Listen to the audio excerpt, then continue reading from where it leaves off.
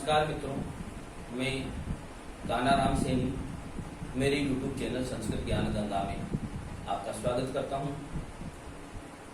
सांख्य कारिका हम पढ़ रहे थे और सांख्य कारिका में हमने अब तक जो 72 कारिकाएं हैं उनमें से 9 कारिकाओं का विस्तृत अध्ययन कर लिया था। उसके बाद आज हम जो सांख्य कारिका की 10वीं और 11वीं कारिका है उसका विस्तृत अध्ययन करेंगे। जो 10वीं कारिका है उसमें कहा गया है कि हेतु मत अनित्यम अव्यापी सक्रियम अनेकम आश्रितम लिंगम सावयम परतंत्रम व्यक्तम विपरीतम अव्यक्तम। यानी जो ये 10वीं कारिका है इसमें व्यक्त तत्व और अव्यक्त तत्वों में जो असमानताएं हैं उनके बारे में बताया गया है। हमने पिछले वीडियो में व्यक्त तत्व क्या होते हैं, अव्यक्त तत्व क्या होते हैं, इन सब के बारे में हमने जान लिया था। फिर मैं एक बार आपको बता दूं कि जो व्यक्त तत्व है वो उनमें 23 तत्वों को माना गया है। जो व्यक्त तत्व हैं, व्यक्त तत्व सांख्य कारिका के अनुसार जो व्यक्त तत्व हैं वो 23 तत्व हैं।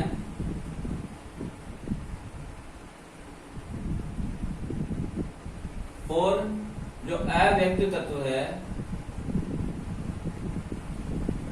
अव्यक्त तत्व एकमात्र प्रकृति को माना गया है। अव्यक्त तत्व में एकमात्र प्रकृति को माना गया है। हमने ये पूर्व के वीडियो में हमने ये अच्छी तरह से जान लिया था कि 23 तत्व में कौन कौन से होते हैं और अव्यक्त तत्व प्रकृति को कहते हैं और एक तत्व था ज्ञ। ज्ञ में ज्ञ तत्व पुरुष तत्व को कहा गया है। तो अगर मैं शॉर्ट में आपको बताऊं तो अव्यक्त तत्वों में व्यक्त तत्वों में उनकी गणना होती है, यानी प्रकृति और यदि पुरुष को छोड़ दिया जाए तो बाकी बचे जो 23 तत्व हैं वो व्यक्त तत्व के अंतर्गत आते हैं। तो इसमें इस कारिका में व्यक्त तत्व यानी 23 तत्व और अव्यक्त तत्व यानी प्रकृति, इनकी जो असमानताएं, इन दोनों में जो असमानताएं हैं यानी व्यक्त तत्व और अव्यक्त तत्व के अंतर्गत जो असमानताएं हैं उनके बारे में बताया गया है। तो इसमें जो पहली असमानता बताई गई है, पहले व्यक्त तत्व के बारे में विशेषताएं बताएंगे, फिर अव्यक्त तत्व के बारे में विशेषताएं बताएंगे इस कारिका में। तो जो पहली विशेषता बताई गई है व्यक्त तत्व की, वो विशेषता बताई गई है हेतु मत। पहली जो विशेषता बताई गई है व्यक्त तत्व की, हेतु मत। हेतु मत का अर्थ होता है किसी न किसी कारण से उत्पन्न होना, किसी कारण से उत्पन्न होना, किसी कारण से उत्पन्न होना। अर्थात जो व्यक्त तत्व हैं 23 तत्व, वो 23 ही तत्व किसी न किसी कारण से उत्पन्न हुए हैं। तो इन 23 तत्वों में जो पहला तत्व होता है वो महत होता है, और हम देखते हैं कि महत की उत्पत्ति प्रकृति से, मूल प्रकृति से होती है, प्रकृति उसका कारण है। फिर उसके बाद में अहंकार आता है, तो अहंकार की उत्पत्ति महत तत्व से होती है, तो महत तत्व उसका कारण हो गया। फिर अहंकार से षोडशक गण की उत्पत्ति होती है, यानी 11 इंद्रिय और 5 तन्मात्राएं। इन षोडशक गण की उत्पत्ति अहंकार से होती है, तो अहंकार इन षोडशक गण का कारण हो गया। और इस षोडशक गण में जो 5 तन्मात्राएं हैं उनसे पंच महाभूतों की उत्पत्ति होती है। तो इन पंच महाभूतों का कारण पंच तन्मात्राएं हो गई। इस प्रकार यानी ये जो 23 तत्व हैं, व्यक्त तत्व, ये हेतुमत है, यानी इनका किसी न किसी कारण से इनकी उत्पत्ति होती है। ये इनकी एक विशेषता है व्यक्त तत्वों की। उसके बाद में कहा गया है अनित्यम, हेतुमत अनित्यम।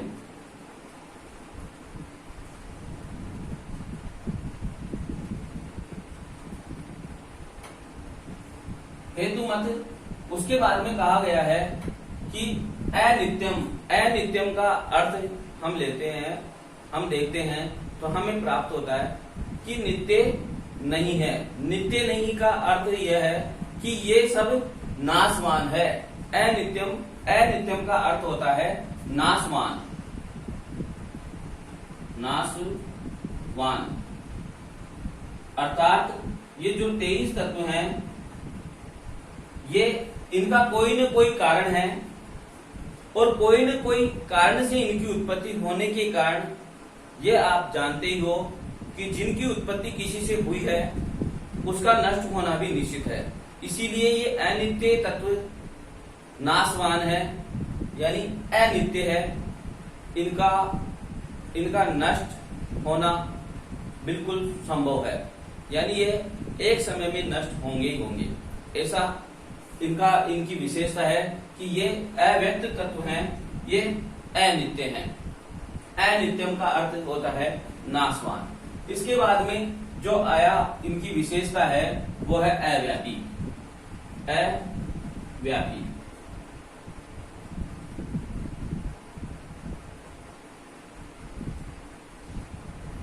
व्यापी का अर्थ होता है कि सभी जगह व्याप्त होना, और अव्यापी का अर्थ होता है सभी जगह व्याप्त नहीं होना।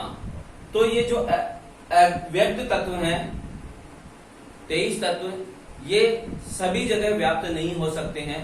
इसीलिए इनकी एक विशेषता है अव्यापी। अव्यापी का अर्थ होता है सभी जगह व्याप्त न हो सकना, सभी जगह व्याप्त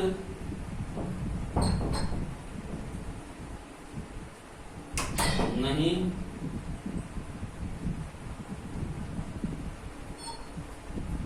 होना। यह एक और विशेषता बताई गई है व्यक्त तत्वों की कि ये व्यक्त तत्व हैं वो अव्यापी होते हैं, यानी सभी जगह व्याप्त नहीं हो सकते हैं। अव्यापी के बाद में आगे जो विशेषता बताई गई है वो है सक्रियम। सक्रियम,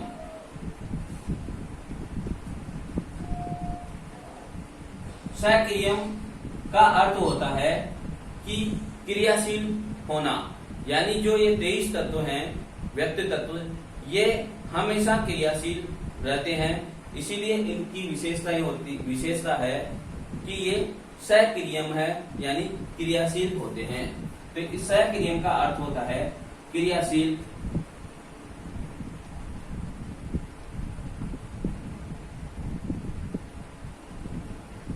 क्रियाशील।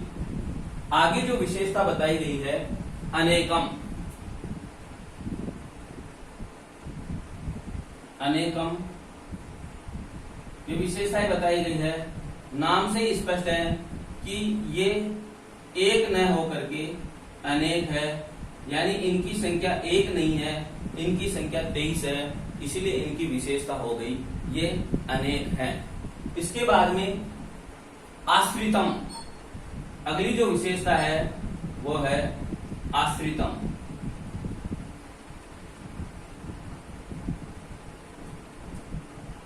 आश्रितम, आश्रितम का अर्थ होता है कि ये किसी न किसी पर आश्रित हैं, यानी जो हमने देखा कि जो महत्व की उत्पत्ति हुई है, तो महत्व की उत्पत्ति मूल प्रकृति से हुई है, तो जो महत्व तत्व है वो मूल प्रकृति पर आश्रित है। और उसके बाद में जो अहंकार की उत्पत्ति हुई है वो महत्व तत्व यानी अपने कारण पर आश्रित है, यानी महत्व तत्व पर आश्रित है। और जो षोडशक गण की उत्पत्ति हुई है, तो षोडशक गण की उत्पत्ति अहंकार से हुई है, तो ये जो षोडशक गण है ये अपने कारण यानी अहंकार पर आश्रित है। इस प्रकार पंच महाभूतों की उत्पत्ति पंच तन मात्राओं से हुई है, इसीलिए पंच महाभूत पंच तन मात्राओं पर आश्रित है। इस प्रकार इनकी जो एक विशेषता है वो है आश्रितम, यानी यह अपने कारण पर आश्रित होते हैं। आश्रितम यानी अपने कारण पर आश्रित होना।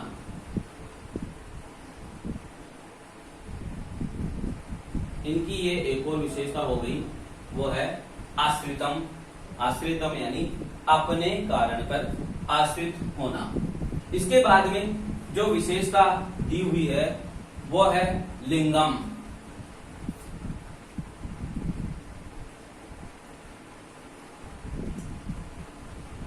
लिंगम का अर्थ होता है कि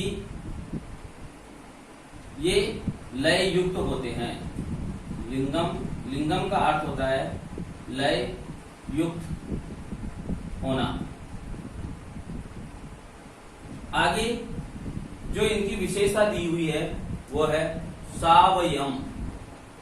सावयम, सावयवम, सावयवम। सावयम का अर्थ होता है कि इनके ये सब कोई न कोई अवयवों से युक्त है, यानी किसी न किसी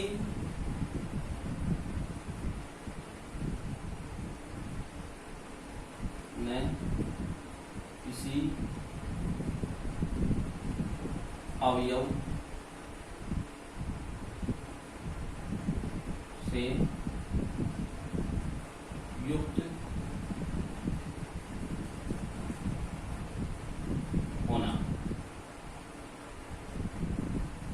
इनकी जो एक विशेषता है वो है कि ये सब जो व्यक्त तत्व हैं वो सावयवी है, यानी ये इनके कोई न कोई अवयव अवश्य है। उसके बाद में यदि हम अवयव को और स्पष्ट करना चाहें तो जिस प्रकार शब्द, स्पर्श, रूप, रस, गंध हैं, ये सब जो पंच तन मात्राएं हैं उनके अवयव हैं, ये सब उनके अवयव हैं। तो इस प्रकार ये जो सावयव है इसका अर्थ होता है कि ये सब किसी न किसी अवयव से युक्त हैं। उसके बाद में दिया हुआ है परतंत्रम। परतंत्रम यानी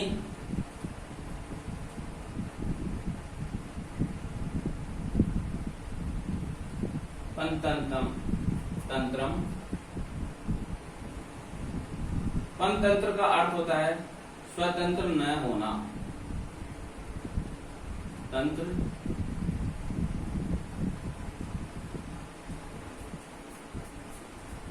न होना, यानी ये जो अव्यक्त तत्व हैं वो व्यक्त तत्व हैं, 23 तत्व, ये सब परतंत्र हैं, ये दूसरे के अधीन है, यानी ये अपने कारण पर ही अधीन होते हैं।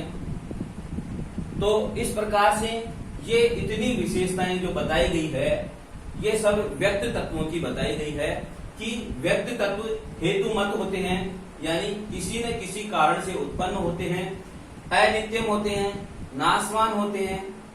अनित्यम का अर्थ होता है नाशवान।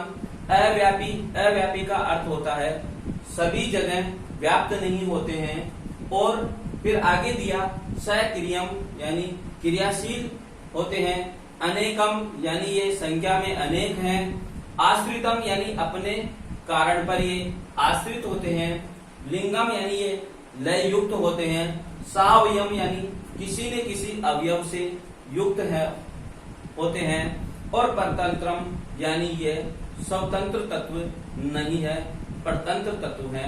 इस प्रकार से ये अव्यक्त तत्वों की विशेषता बताई गई है यहाँ तक। फिर आगे कहा गया है व्यक्तम, ये सब व्यक्त तत्व, ये सब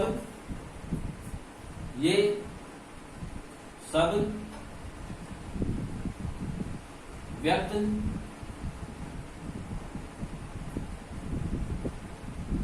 तत्वों की विशेषताएं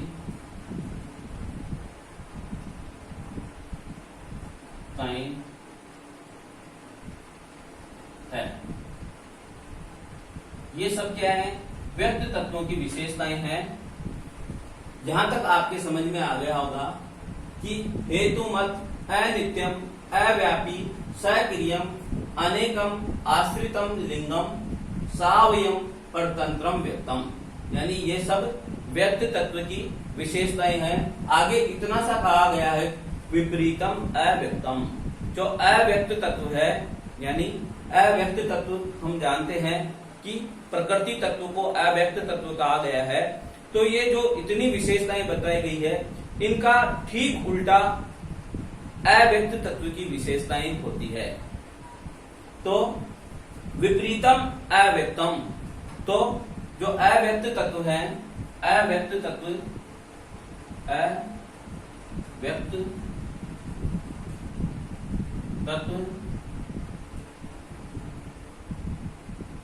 इनसे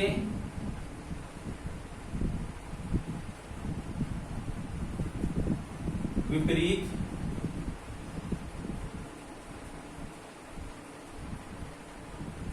है, अर्थात जो अव्यक्त तत्व हैं, प्रकृति तत्व, उसमें अब इन सबका हम विपरीत कर लेंगे तो ये सब अव्यक्त तत्व जो है, प्रकृति तत्व है, उसकी विशेषताएं हो जाएगी। अर्थात जो अव्यक्त तत्व है, हमने व्यक्त तत्व का विशेषता पहले पढ़ी थी हेतु मत, तो अव्यक्त तत्व हो जाएगा अहेतु, यानी इसका अव्यक्त तत्व का कोई हेतु नहीं होता, ये किसी कारण से उत्पन्न नहीं होती प्रकृति। फिर उसके बाद में दिया हुआ है अनित्यम, तो यहां पर जो इसकी विशेषता हो जाएगी प्रकृति की, अव्यक्त तत्व की, वो हो जाएगी नित्यम, यानी ये नित्य है। उसके बाद में जो अगली विशेषता होगी वो होगी व्यापी, यानी जो ये प्रकृति तत्व है वो व्यापक है। व्यापी का अर्थ बताया था मैंने कि यह प्रकृति तत्व है वो अत्यधिक व्यापी है, हर जगह व्याप्त है। उसके बाद में यह इसकी एक महत्वपूर्ण परिभाषा है, विशेषता है। यहां बताया था जो व्यक्त जो तत्व होते हैं वो सक्रिय होते हैं, यानी क्रियाशील होते हैं, परंतु जो अव्यक्त तत्व है, प्रकृति तत्व, वह क्रियाशील नहीं होता है, यानी यहां पर जो आएगा अक्रियम आएगा, अक्रियम, यानी यह क्रियाशील नहीं होता है। उसके बाद में अनेकम, तो इसका उल्टा यदि हम करेंगे तो एकम, यानी यह एक ही है, इसमें अनेक इनकी संख्याएं नहीं है, इसमें सिर्फ प्रकृति तत्व ही होता है अव्यक्त तत्व में। फिर इसके बाद में आश्रितम व्यक्त तत्व की आई थी, तो यहाँ पर अनाश्रितम, यानी जो प्रकृति तत्व है वो किसी पर आश्रित नहीं होता है, अनाश्रितम इसकी विशेषता हो जाएगी। उसके बाद में व्यक्त तत्वों की जो विशेषता आई थी वो आई थी लिंगम यानी लय युक्त होते हैं, और इसकी विशेषता आएगी अलिंगम यानी ये लय युक्त नहीं होता है। इसकी विशेषता हो जाएगी अलिंगम। इसके बाद में जो विशेषता है सावयवम यानी यह अवयव से युक्त होते हैं व्यक्त तत्व, परंतु इसका विपरीत यदि हम करेंगे अव्यक्त तत्व का विशेषता हो जाएगी, तो सावयवम का उल्टा करेंगे तो हो जाएगा निरवयवम।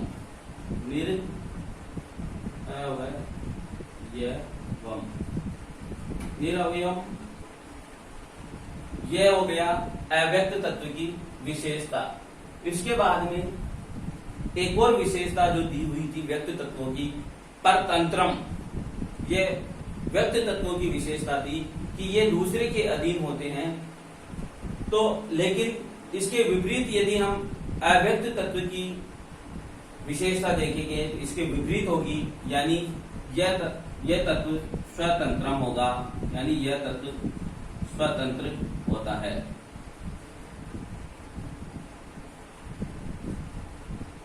इस प्रकार से ये जो आपकी जो कारिका है यह आपके अच्छी प्रकार से समझ में आ गई होगी। इसमें इस कारिका में जो व्यक्त तत्व हैं 23 तत्व, उसकी और अव्यक्त तत्व जो प्रकृति है उनमें असमानताएं बताई गई है। यानी इसमें व्यक्त तत्व में ऐसी विशेषताएं होती है तो ठीक विपरीत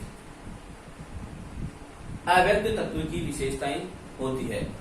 इसके बाद में जो 11वीं कारिकाएं हैं वह यहां पर असमानताएं बताई गई थी व्यक्त तत्व और अव्यक्त तत्व में। इस कारिका में व्यक्त तत्व और अव्यक्त तत्व में जो जो समानताएं हैं वो बताई गई है। तो ये दोनों तत्वों की समानताएं बताई गई है कि व्यक्त तत्व और अव्यक्त तत्व में कौन कौन सी समानताएं हैं। तो हम देखेंगे त्रिगुणम अविवेकी, विषय सामान्यम अचेतनम, परसव धर्मी, व्यक्तम तथा प्रधानम, तद विपरीतस तथा च पुमान। यानी व्यक्तम तथा प्रधानम यानी व्यक्त तत्व और प्रधान तत्व। प्रधान तत्व का अर्थ होता है कि प्रकृति। व्यक्त तत्व यानी 23 तत्वों की बात कर रहे हैं, और प्रधानम यानी प्रधान तत्व की बात कर रहे हैं, और प्रधान तत्व हमारा है अव्यक्त तत्व यानी प्रकृति। तो जो व्यक्त तत्व हैं और व्यक्त 23 तत्व और प्रधान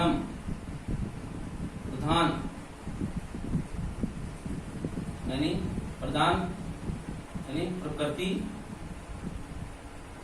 तत्व में समानता है।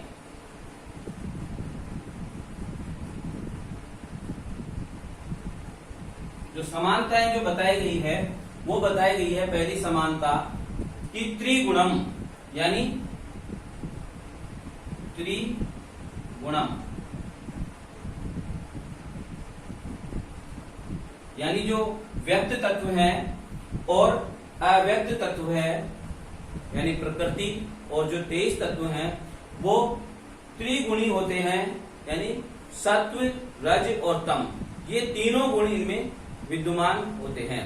तो इसकी पहली विशेषता हुई त्रिगुणम, यानी ये अव्यक्त तत्व और व्यक्त तत्व त्रिगुणी होते हैं, इनमें तीनों गुणों की प्रधानता होती है। तो सत्व, रज और तम तीनों गुणों से युक्त होते हैं। तीनों गुणों से युक्त। ये पहली जो इनमें समानता होती है उनके बारे में बताया गया है कि ये दोनों त्रिगुणी होते हैं, यानी इनमें व्यक्त तत्व और अव्यक्त तत्वों में तीनों गुणों की प्रधानता होती है, तीनों गुण होते हैं। आगे लिखा हुआ है अविवेकी, यानी वे अविवेकी।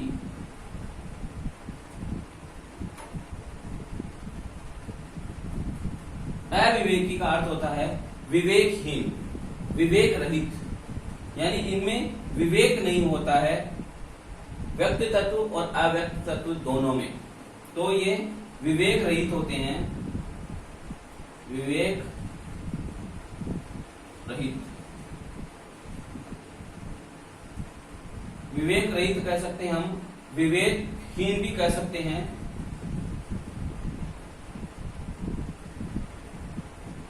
इनमें विवेक नहीं होता है। इसके बाद में जो दिया हुआ है वो है विषय, यानी उपभोग योग्य, उपभोग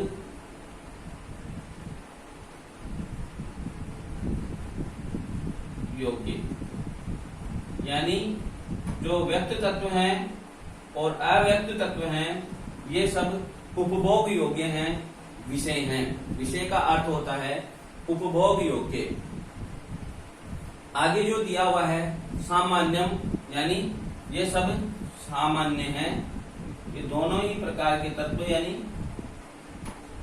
सामान्यम। सामान्यम का अर्थ होता है साधारण,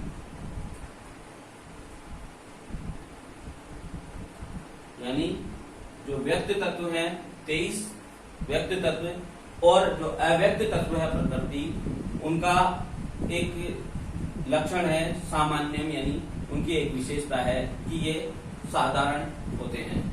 इसके बाद में जो दिया हुआ है वो है अचेतनम, सामान्यम अचेतनम। अचेतनम का अर्थ होता है चेतनता रहित। ये जो तत्व हैं व्यक्त तत्व और अव्यक्त तत्व हैं ये चेतनता से रहित होते हैं। उसके बाद में जो आगे जो दिया हुआ है वह है, जो विशेषता दी हुई है वह है परसव धर्मी। आगे जो दिया हुआ है वो दिया हुआ है प्रसव धर्मी। प्रसव धर्मी का अर्थ होता है कि ये सब उत्पादक हैं, उत्पन्न करने वाले हैं।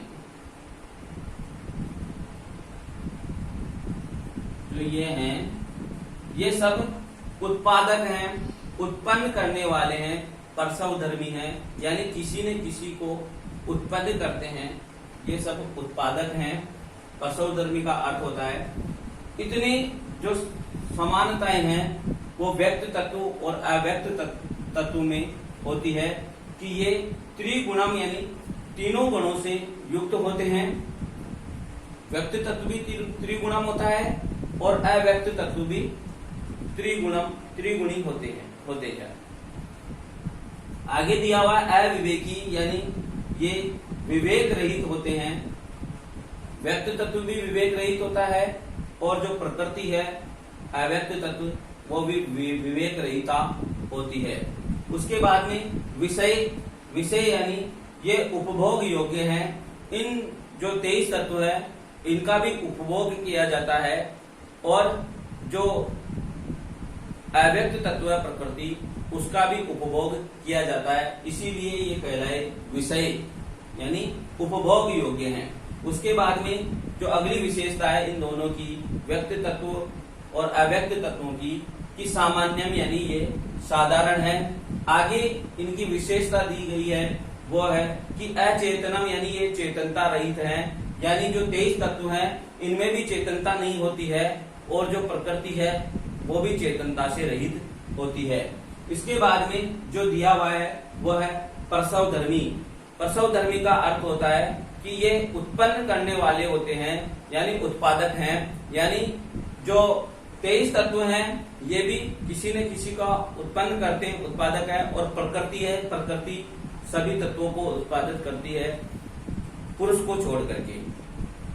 तो इस प्रकार से आगे जो दिया हुआ है वो है, ये हो ही गया। आगे दिया हुआ है व्यक्तम तथा प्रधानम, यानी व्यक्त तत्व और प्रधान तत्व यानी प्रकृति तत्व है, उसके बारे में ये होते हैं, उनके बारे में ये विशेषताएं दी हुई है। जहां तक आपके समझ में आ गया होगा। आगे दिया हुआ है तत्व विपरीत तथा च पुमान। तत्व विपरीत यानी तत्व यानी उनसे विपरीत, इनसे विपरीत,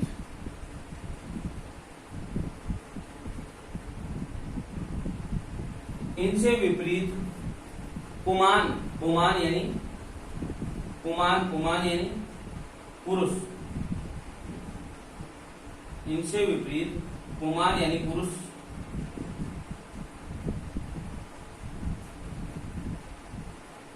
तत्व की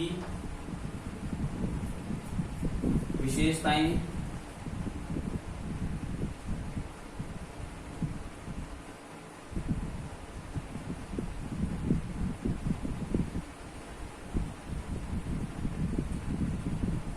होती है। यानी जो ये पुमान तत्व है, गैर तत्व, पुरुष तत्व कहें या पुमान तत्व कहें या पुरुष तत्व कहें, तीनों की एक बात है। तो ये जितनी भी जो समानताएं हैं व्यक्त तत्व और अव्यक्त तत्व में, ये इनसे विपरीत जो पुरुष तत्व है, पुमान तत्व है, उसकी विशेषताएं होती है। तो